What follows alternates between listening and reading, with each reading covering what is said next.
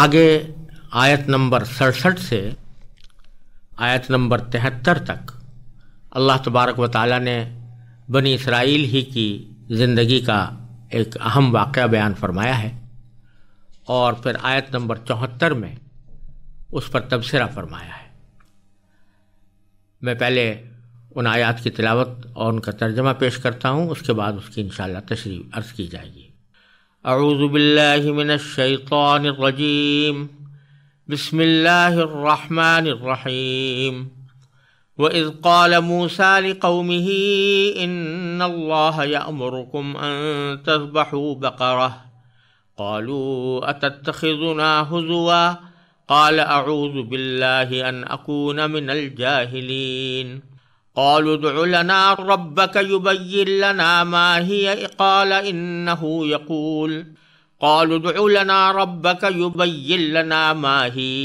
قَالَ إِنَّهُ يَقُولُ إِنَّهَا بَقَرَةٌ لَّا فَارِضٌ وَلَا بِكْرٌ عَوَانٌ بَيْنَ ذَلِكَ فَافْعَلُوا مَا تُؤْمَرُونَ قَالُوا ادْعُ لَنَا رَبَّكَ يُبَيِّن لَّنَا مَا لَوْنُهَا قال إنه يقول إنها بقرة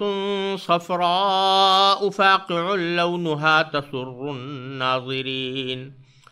قالوا ادع لنا ربك يبين لنا ما هي إن البقرة تشابه علينا وإنا إن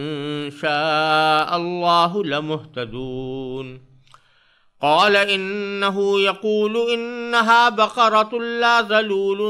تثير الأرض ولا تسقي الحرث مسلمة لا شية فيها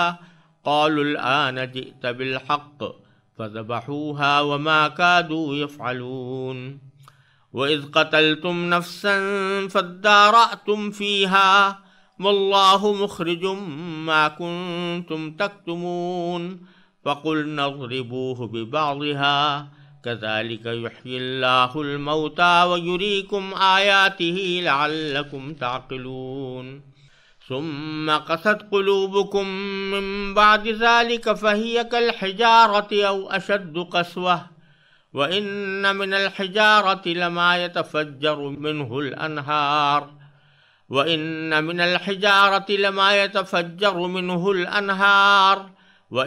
مِنْهَا لَمَا يَشَّقَّقُ فَيَخْرُجُ مِنْهُ الْمَاءُ وَإِنَّ مِنْهَا لَمَا يَهْبِطُ مِنْ خَشْيَةِ اللَّهِ وَمَا اللَّهُ بِغَافِلٍ عَمَّا تَعْمَلُونَ۔ اور وہ وقت یاد کرو جب موسیٰ نے اپنی قوم سے کہا تھا کہ اللہ تمہیں حکم دیتا ہے کہ تم ایک گائے ذبح کرو۔ وہ کہنے لگے کہ کیا آپ ہمارا مذاق بناتے ہیں؟ موسیٰ نے کہا میں اس بات سے اللہ کی پناہ مانگتا ہوں کہ میں نادانوں میں شامل ہوں۔ انہوں نے کہا کہ آپ ہماری خاطر اپنے رب سے درخواست کیجئے کہ ہمیں صاف صاف بتائے کہ وہ گائے کیسی ہو۔ انہوں نے کہا اللہ فرماتا ہے کہ وہ ایسی گائے ہو کہ نہ بہت بوڑھی ہو نہ بالکل بچی، ان دونوں کے بیچ میں ہو۔ بس اب جو حکم تمہیں دیا گیا ہے اس پر عمل کر لو۔ کہنے لگے آپ ہماری خاطر اپنے رب سے درخواست کیجئے کہ ہمیں صاف صاف بتائے کہ اس کا رنگ کیسا ہو۔ موسیٰ نے کہا اللہ فرماتا ہے کہ وہ ایسے تیز زرد رنگ کی گائے ہو جو دیکھنے والوں کا دل خوش کر دے۔ انہوں نے کہا کہ آپ ہماری خاطر اپنے رب سے درخواست کیجئے کہ ہمیں صاف صاف بتائے کہ وہ گائے کیسی ہو۔ اس گائے نے تو ہمیں شبے میں ڈال دیا ہے، اور اللہ نے چاہا تو ہم ضرور اس کا پتہ لگا لیں گے۔ موسیٰ نے کہا اللہ فرماتا ہے کہ وہ ایسی گائے ہو جو کام میں جت کر زمین نہ گاہتی ہو اور نہ کھیتی کو پانی دیتی ہو، پوری طرح صحیح سالم ہو، جس میں کوئی داغ نہ ہو۔ انہوں نے کہا ہاں اب آپ ٹھیک پتہ لے کر آئے۔ اس کے بعد اسے ذبح کیا جبکہ لگتا نہیں تھا کہ وہ کر پائیں گے۔ اور یاد کرو جب تم نے ایک شخص کو قتل کر دیا تھا اور اس کے بعد اس کا الزام ایک دوسرے پر ڈال رہے تھے، اور اللہ کو وہ راز نکال باہر کرنا تھا جو تم چھپائے ہوئے تھے۔ چنانچہ ہم نے کہا کہ اس کو اس گائے کے ایک حصے سے مارو اسی طرح اللہ مردوں کو زندہ کرتا ہے اور تمہیں اپنی قدرت کی نشانیاں دکھاتا ہے تاکہ تم سمجھ سکو۔ اس سب کے بعد تمہارے دل پھر سخت ہو گئے، یہاں تک کہ وہ ایسے ہو گئے جیسے پتھر، بلکہ سختی میں کچھ ان سے بھی زیادہ، کیونکہ پتھروں میں سے کچھ ایسے بھی ہوتے ہیں جن سے نہریں پھوٹ بہتی ہیں، اور انہی میں سے کچھ وہ ہوتے ہیں جو خود پھٹ پڑتے ہیں اور ان سے پانی نکل آتا ہے، اور انہی میں وہ پتھر بھی ہیں جو اللہ کے خوف سے لڑھک جاتے ہیں، اور اس کے برخلاف جو کچھ تم کر رہے ہو اللہ اس سے بے خبر نہیں ہے۔ ان آیات میں جس واقعے کا اللہ تبارک و تعالیٰ نے تذکرہ فرمایا ہے اس کا خلاصہ یہ ہے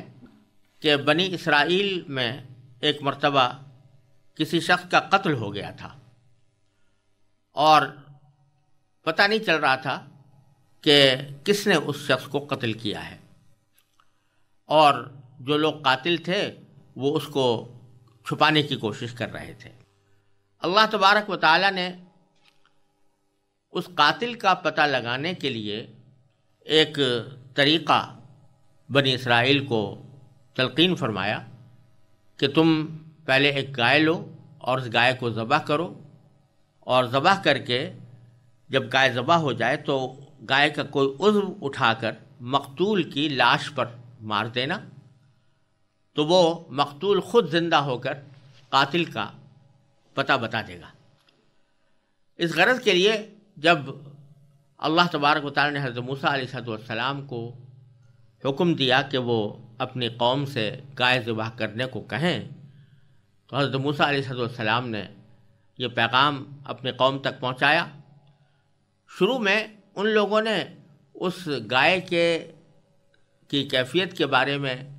بلا وجہ کے سوالات شروع کر دیے، یعنی قاعدے کی بات یہ تھی کہ جب ان سے کہا گیا تھا کہ کوئی گائے ذبح کرو تو اللہ تعالیٰ نے کوئی اس کی خاص صفت نہیں بیان فرمائی تھی، یہ نہیں فرمایا تھا کہ فلاں قسم کی گائے ہو۔ تو جب مطلق گائے کا حکم تھا تو وہ کسی بھی گائے کو ذبح کر دیتے تو اس حکم کی تعمیل ہو جاتی، لیکن ان کی طبیعت میں کچھ مین میخ تھی اور ان کی طبیعت میں سرکشی بھی تھی، تو پہلے تو ان سے سوال کیا کہ اللہ تعالیٰ ہمیں بتایا کہ وہ کس قسم کی گائے ہو، تو اللہ تعالیٰ نے کچھ صفات اس کی بیان فرما دی، پھر پوچھا اس کا رنگ کیسا ہو، اللہ تعالیٰ نے رنگ بیان فرما دیا، پھر پوچھا کہ اور اس کی صفات بیان کیجئے، تو اللہ تعالیٰ نے اور صفات بیان فرما دی، یہاں تک کہ اس گائے کا تلاش کرنا مشکل ہو گیا، ایسی گائے جس میں سے یہ ساری صفتیں پائی جاتی ہوں۔ آخرکار بہرحال وہ گائے ذبح کی گئی، اور ذبح کرنے کے بعد پھر جیسا کہ حکم ہوا تھا اس کا کوئی عضو اٹھا کر مقتول کی لاش پر مارا گیا، تو وہ مقتول زندہ ہوا اور اس نے قاتل کا نام بتا دیا، اور اللہ تبارک و تعالیٰ نے اس طرح قاتل کا پول کھول دیا، اور ساتھ ہی اللہ تعالیٰ نے اپنی قدرت کا یہ کرشمہ بھی دکھا دیا کہ ہم مردوں کو کس طرح زندہ کر سکتے ہیں۔ یہ ہے اس واقعے کی ایک تلخیص۔ اب اس واقعے کو جو اللہ تبارک و تعالیٰ نے جن الفاظ میں بیان فرمایا ہے اس کی تھوڑی سی تشریح دیکھتے ہیں۔ باری تعالیٰ نے فرمایا کہ وَإِذْ قَالَ مُوسَىٰ لِقَوْمِهِ، وہ وقت یاد کرو جب موسیٰ نے اپنی قوم سے کہا تھا إِنَّ اللَّهَ يَأْمُرُكُمْ، کہ اللہ تبارک و تعالیٰ تمہیں حکم دیتا ہے أَن تَذْبَحُوا بَقَرَةً، کہ تم کوئی بقرہ ذبح کرو۔ بقرہ عربی زبان میں گائے کو کہتے ہیں، اور چونکہ اس صورت میں اس گائے کے ذبح کرنے کا بیان ہے اسی واسطے اس کو سورۃ البقرہ کہا جاتا ہے۔ وہ کہنے لگے قالوا اتتخذونا ہزوا، کیا آپ ہمارا مذاق بناتے ہیں؟ یعنی اللہ تبارک و تعالیٰ کا حکم آ رہا ہے،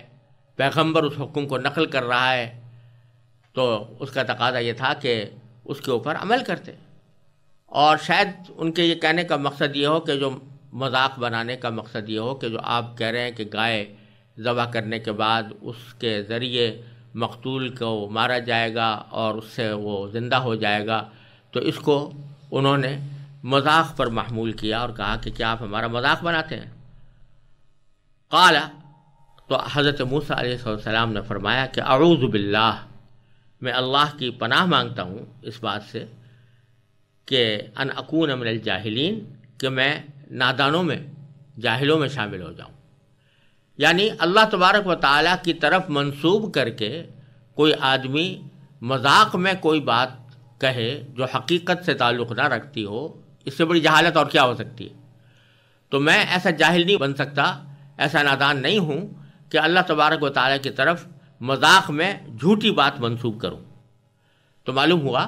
کہ مذاق میں جھوٹ بولنا بھی ناجائز ہے۔ بعض لوگ یہ سمجھتے ہیں کہ مذاق میں اگر کوئی جھوٹ بول دیا تو وہ چاہے جائز ہو جائے، تو یہاں پر قرآن کریم کی اس آیت سے یہ بات معلوم ہوئی کہ جھوٹ بولنا مذاق میں بھی ناجائز ہے، اور خاص طور سے اگر وہ جھوٹ اللہ اور اللہ کے رسول صلی اللہ علیہ وسلم کی طرف منسوب کر کے بولا جائے تو اس کی شناعت اور اس کی قباحت میں اور زیادہ اضافہ ہو جاتا ہے۔ تو اس پر انہوں نے کہا کہ قالوا ادع لنا ربک یبین لنا ما ہی، کہ انہوں نے کہا کہ آپ ہماری خاطر اپنے رب سے درخواست کیجئے کہ ہمیں صاف صاف بتائے کہ وہ گائے کیسی ہو۔ اب یہ فضول سوال تھا، اس لیے کہ جب گائے کے ذبح کرنے کا حکم دیا گیا ہے تو کسی بھی گائے کو ذبح کر دیتے، حکم پورا ہو جاتا، لیکن انہوں نے یہ سوال کر کے اپنے اوپر کچھ مزید سختی عائد کی۔ تو جواب میں حضرت موسیٰ علیہ السلام نے فرمایا قال انہ یقول،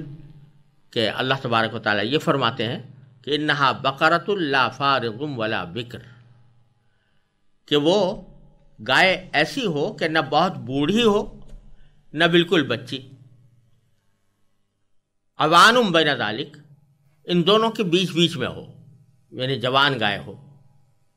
اب پھر حضرت موسیٰ علیہ السلام نے صاف صاف ان سے کہہ دیا کہ ففعلوا ما تؤمرون، اب جو حکم تمہیں دیا گیا ہے اس کے اوپر عمل کر لو، یعنی اب مزید مین میں ایک مت نکالو، ایک کوئی بھی جوان گائے جو نہ بہت بوڑھی ہو نہ بچی ہو اس کو قربان کر دو تو حکم ادا ہو جائے گا۔ لیکن وہ پھر سوال کرنے لگے قالوا ادع لنا ربک یبین لنا ما لونھا،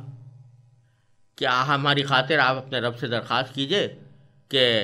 ہمیں صاف صاف بتائے کہ اس کا رنگ کیسا ہو۔ تو اللہ تبارک و تعالیٰ نے حضرت موسیٰ علیہ السلام کو حکم دیا، حضرت موسیٰ علیہ السلام نے فرمایا کہ انہ یقول انہا بقرۃ صفراء، اللہ تعالیٰ فرماتا ہے کہ وہ ایسے تیز زرد رنگ کی گائے ہو کہ جو فاقع لونھا، اس کا رنگ تیز ہو، تسر الناظرین، جو دیکھنے والوں کا دل خوش کر دے۔ اب بھی ان کو چاہیے تھا کہ کوئی بھی زرد رنگ کی گائے لا کر ذبح کر دیتے، مگر پھر سوال کیا قالوا ادع لنا ربک یبین لنا ما ہی، کہ آپ ہمیں خاطر اپنے رب سے درخواست کیجئے کہ ہمیں صاف صاف بتائے کہ وہ گائے کیسی ہو، مزید صفات کیا ہوں۔ اور پھر ساتھ میں یہ بھی کہا کہ ان البقرۃ تشابہ علینا، کہ اس گائے نے تو ہمیں شبے میں ڈال دیا ہے کہ کس قسم کی گائے ہم ذبح کریں۔ اور ساتھ میں یہ بھی کہا کہ وَإِنَّا إِن شَاءَ اللَّهُ لَمُهْتَدُونَ، اور اللہ نے چاہا تو ہم ضرور اس کا پتہ لگا لیں گے جب اللہ تبارک و تعالیٰ اس کی صفات بیان فرمائیں گے۔ تو اس پر حضرت موسیٰ علیہ السلام نے فرمایا قال انہ یقول، کہ اللہ تعالیٰ فرماتا ہے کہ انہا بقرۃ، کہ وہ ایسی گائے ہو لا ذلول تثیر الارض، ایسی گائے ہو جو کام میں جت کر زمین نہ گاہتی ہو، یعنی ہل چلانے کے لیے اس کو استعمال نہ کیا جاتا ہو، ولا تسقی الحرث، اور نہ کھیتی کو پانی دیتی ہو، مسلمۃ، پوری طرح صحیح سالم ہو، لا شیعۃ فیہا، جس میں کوئی داغ نہ ہو۔ اب اس مرحلے پر انہوں نے کہا قالوا، انہوں نے کہا الآن جئت بالحق، ہاں اب آپ ٹھیک ٹھیک پتہ لے کر آئے، فذبحوہا، اس کے بعد انہوں نے اس کو ذبح کیا، وما کادوا یفعلون، جبکہ لگتا نہیں تھا کہ وہ کر پائیں گے، کیونکہ خود اپنے اوپر ایسی پابندیاں عائد کر لی تھیں کہ جس کی وجہ سے ایسی گائے کی تلاش آسان نہیں تھی، اور لگتا نہیں تھا کہ وہ ایسی گائے ان کو ملے گی ذبح کرنے کے لیے، لیکن بالآخر مل گئی اور پھر وہ انہوں نے ذبح کر دی۔ چونکہ اصل واقعہ یہ تھا کہ مقتول کے قاتل کی تلاش کرنا تھا، اور اس میں انہوں نے یہ سوالات کیے تھے اس گائے کے ذبح کے سلسلے میں، تو چونکہ اس وقت قرآن کریم کا بیان کرنے کا مقصود یہ ہے کہ ان لوگوں نے اپنے اوپر سوال کر کر کے بیجا سختیاں عائد کیں، جس کے نتیجے میں دشواری کا سامنا کرنا پڑا، اور پڑھنے والوں کو یہ سبق بھی دینا مقصود ہے کہ بیجا سوالات کر کے اور بلا وجہ کی اپنے اوپر سختیاں عائد کر لینا یہ کوئی اچھی بات نہیں ہے۔ چنانچہ دوسری جگہ قرآن کریم نے ارشاد فرمایا کہ لا تسألوا عن اشیاء ان تبد لکم تسؤکم، ایسی باتوں کے بارے میں سوال نہ کیا کرو کہ اگر تم پر وہ ظاہر کر دی جائیں تو تمہارا اس میں نقصان ہو۔ تو اس میں سبق دینا مقصود یہ ہے کہ جب کوئی چیز حلال ہے تو اب اس میں بلا وجہ اس کے اندر بہت زیادہ مین میخ نکالنا، بال کی کھال نکالنا اور یہ سوالات کرنا کہ اس میں فلاں چیز تو نہیں شامل ہے، فلاں چیز تو نہیں شامل ہے، یہ اس کی ضرورت نہیں ہے، جبکہ وہ ظاہری طور پر حلال نظر آ رہی ہو اور اس میں کسی حرام کی آمیزش کا غالب گمان نہ ہو، تو اس کو اسی طریقے سے لے لینا چاہیے۔ اسی لیے کہا گیا ہے کہ مثلاً کوئی شخص اگر آپ کے پاس کوئی گوشت مسلمان لے کر آیا ہے تو پھر آپ کے اوپر یہ تحقیق واجب نہیں ہے کہ اس سے پوچھیں کہ بھئی تم کہاں سے لائے تھے اور پھر وہ کہاں ذبح ہوا تھا اور بسم اللہ اس پر پڑھی گئی تھی یا نہیں پڑھی گئی تھی، اس سب تحقیق کی ضرورت نہیں ہے جبکہ مسلمان لا رہا ہو۔ ہاں کوئی غیر مسلم لے کر آئے تو بے شک تحقیق واجب ہے کہ معلوم ہو کہ یہ حلال طریقے سے ذبح کیا گیا ہے یا نہیں۔ تو یہ سبق اصل میں دینا مقصود ہے، لہٰذا اللہ تبارک و تعالیٰ نے ان کے گائے کے بارے میں سوالات کو پہلے ذکر فرمایا، اور جس مقصد کے تحت وہ گائے ذبح کرنے کا حکم دیا گیا تھا اس کا ذکر پھر بعد میں اگلی آیت میں فرمایا کہ وَإِذْ قَتَلْتُمْ نَفْسًا، وہ وقت یاد کرو جب تم نے کسی شخص کو قتل کر دیا تھا، فَادَّارَأْتُمْ فِيهَا، اور تم اس کا الزام ایک دوسرے پر ڈال رہے تھے، کوئی کہہ رہا تھا فلاں نے قتل کیا، کوئی کہتا تھا فلاں نے قتل کیا، واللہ مخرج ما کنتم تکتمون، اور اللہ تعالیٰ کو وہ راز نکال باہر کرنا تھا جو تم چھپائے ہوئے تھے۔ چنانچہ فرماتے ہیں فقلنا، ہم نے کہا کہ اضربوہ ببعضھا، کہ اس مقتول کو اس گائے کے ایک حصے سے مارو، یعنی گائے کا کوئی جزو لے کر اس مقتول کے اوپر مارو۔ تو کیا ہوا؟ کذالک یحیی اللہ الموتیٰ، اسی طرح اللہ تعالیٰ مردوں کو زندہ کرتا ہے، جس طرح کہ اس دن اس مقتول پر مارنے کے ذریعے اس مقتول کو زندہ کر دیا اور اس نے قاتل کا پتہ بتا دیا، اور فرمایا کہ اسی طرح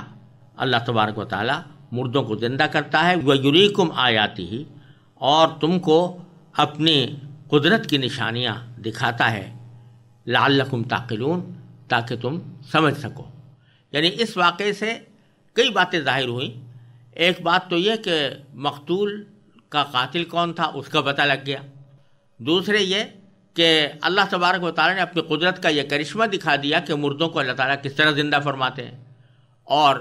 آخرت کے اندر اور مرنے کے بعد جو دوسری زندگی آنے والی ہے اس وقت میں اللہ تبارک و تعالیٰ جو تمام انسانوں کو دوبارہ زندہ کریں گے اس کی ایک مثال اللہ تبارک و تعالیٰ نے یہاں بنی اسرائیل کے سامنے دکھا دی، اور ساتھ ہی یہ بھی کہ بنی اسرائیل کا جو طریقہ تھا کہ بار بار بلا وجہ سوالات کرنا، اس کے اوپر بھی تنبیہ فرما دی۔ یہ سب واقعات سامنے آنے کے نتیجے میں ہونا یہ چاہیے تھا کہ بنی اسرائیل کے دلوں میں نرمی پیدا ہو، اللہ تبارک و تعالیٰ کے احکام کی تعمیل کریں،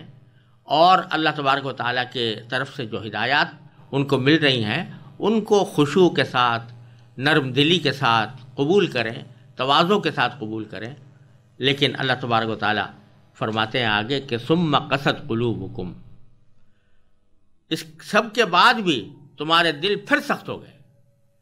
من بعد ذالک، اس سب کے بعد بھی دل سخت ہو گئے، فہی کالحجارہ، تو وہ دل اس طرح سخت ہو گئے جیسے پتھر، او اشد قسوہ، بلکہ سختی میں پتھروں سے بھی زیادہ۔ وجہ کیوں؟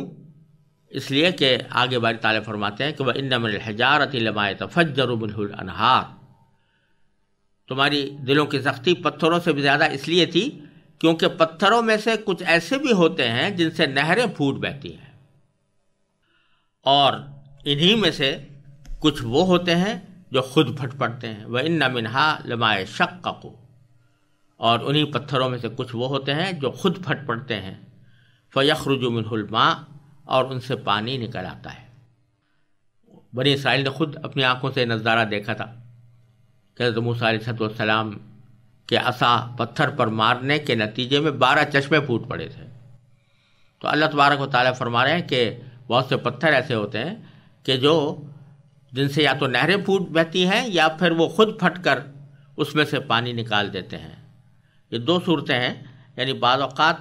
تو کسی سنگلاخ چٹان سے پانی کے چشمے بہہ پڑے، جیسا کہ خود بنی اسرائیل کے ساتھ پیش آیا تھا اور جس کا ذکر پیچھے آیت نمبر 60 میں گزر چکا ہے۔ اور بعض اوقات بھاری مقدار میں تو پانی نہیں نکلتا، مگر پتھر شق ہو کر تھوڑا بہت پانی نکال دیتا ہے۔ اور پھر آگے فرمایا وَإِنَّ مِنْهَا لَمَا يَهْبِطُ مِنْ خَشْيَةِ اللَّهِ، پتھروں ہی میں سے کچھ ایسے بھی ہوتے ہیں جو اللہ کے خوف سے لڑک جاتے ہیں۔ اب یہاں اللہ تبارک و تعالیٰ یہ فرما رہے ہیں کہ پانی بھی نہ نکلے چاہے، لیکن پتھروں کے اندر بھی بعض اوقات اتنا شعور ہوتا ہے کہ اللہ تبارک و تعالیٰ کے خوف سے وہ نیچے گر جاتے ہیں۔ یہ بات کسی زمانے میں لوگوں کی سمجھ میں نہیں آتی تھی کہ پتھر جیسی بے جان چیز میں خوف کا کیا تصور ہو سکتا ہے، لیکن قرآن کریم نے کئی جگہوں پر یہ حقیقت واضح فرمائی ہے کہ جن چیزوں کو ہم بظاہر بے جان یا بے شعور سمجھتے ہیں ان میں بھی کچھ نہ کچھ شعور ہوتا ہے، اور وہ اللہ تبارک و تعالیٰ کی مخلوق ہونے کا احساس ان کے اندر ہوتا ہے۔ چنانچہ قرآن کریم نے سورہ بنی اسرائیل میں فرمایا وَإِن مِّن شَيْءٍ إِلَّا يُسَبِّحُ بِحَمْدِهِ وَلَٰكِن لَّا تَفْقَهُونَ تَسْبِيحَهُمْ، کائنات کی کوئی چیز ایسی نہیں ہے جو اللہ تعالیٰ کی تسبیح نہ کرتی ہو، اللہ تعالیٰ کی حمد بیان نہ کرتی ہو، لیکن تم ان کی تسبیح کو سمجھتے نہیں ہو۔ تو اس میں قرآن کریم نے صاف صاف فرما دیا کہ جن چیزوں کو ہم جماعتات سمجھتے ہیں، بے شعور سمجھتے ہیں، ان میں بھی اللہ تبارک و تعالیٰ کی معرفت موجود ہے اور اللہ تبارک و تعالیٰ کی خشیت بھی ان کے اندر موجود ہے۔ چنانچہ ایک جگہ فرمایا قرآن کریم نے کہ لو انزلنا هذا القرآن على جبل لرأيته خاشعا متصدعا من خشیۃ اللہ، اگر ہم قرآن کو کسی پہاڑ پر اتارتے تو تم اس کو دیکھتے کہ وہ اللہ کی خشیت سے جھکا ہوا ہے اور پھٹا پڑ رہا ہے۔ اس سے بھی یہ بات معلوم ہوتی ہے کہ پہاڑوں میں بھی اور پتھروں میں بھی فی الجملہ شعور موجود ہے، اور کم از کم اتنا شعور موجود ہے کہ وہ اللہ تعالیٰ کی مخلوق ہیں اور اللہ تعالیٰ کی معرفت ان کے اندر اس درجے میں موجود ہے۔ لہذا اگر اللہ تعالیٰ یہ فرما رہا ہے کہ کچھ پتھر اللہ کے خوف سے لڑک جاتے ہیں تو اس میں کوئی تعجب کی بات نہیں ہے، اور یہ اللہ تبارک و تعالیٰ کی مخلوق ہے، اس میں جس طرح کا شعور اللہ تعالیٰ چاہیں اس میں پیدا فرما سکتے ہیں۔ اور آج تو سائنس بھی رفتہ رفتہ اس نتیجے پر پہنچ رہی ہے کہ جمادات میں بھی نمو اور شعور کی کچھ نہ کچھ صلاحیت موجود ہے۔ آگے پھر فرمایا وَمَا اللَّهُ بِغَافِلٍ عَمَّا تَعْمَلُونَ، اور اللہ تبارک و تعالیٰ اس بات سے بے خبر نہیں ہے جو تم کرتے رہتے ہو۔ یعنی پتھروں کے اندر تو یہ شعور ہے کہ وہ اللہ کی خشیت سے جھک جائیں یا نیچے گر جائیں، لیکن تم اس خشیت کے برخلاف جو کارروائیاں کرتے ہو اللہ تبارک و تعالیٰ ان سے غافل نہیں ہے۔